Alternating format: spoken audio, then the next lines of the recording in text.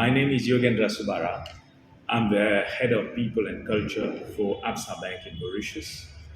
And I came to discover about this servant leadership concept recently through Dr. Madana.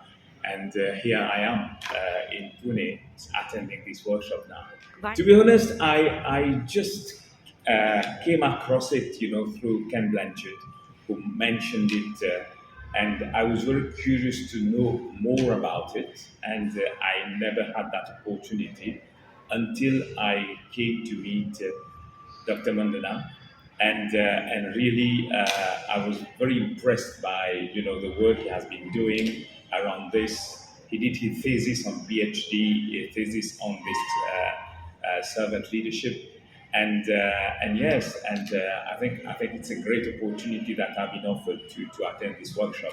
I think absolutely. I think so far the focus has been on numbers, right? Has been Yes, only on the what, right? As my view, servant leadership brings the how, right? And what's magnificent with it is that it gives the opportunity to leaders to balance off the what and the how, focusing more on the how because the how obviously brings the outcome of the what and makes organizations outperform. I think if you go according to statistics based on the Forbes top 100 companies, obviously lots of them have benefited from that concept of servant leadership. And in my view, it is something which I will say aligns well with the future of work. In my humble view, it's not something desirable.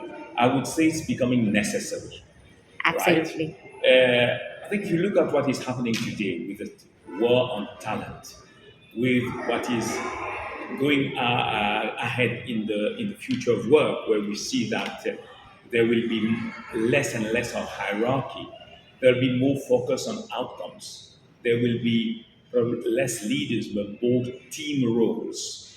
I think servant leadership seems to be the answer, especially in a place, in a context where the Z generation are more motivated by purpose and they want to see how the purpose of organizations resonate with theirs.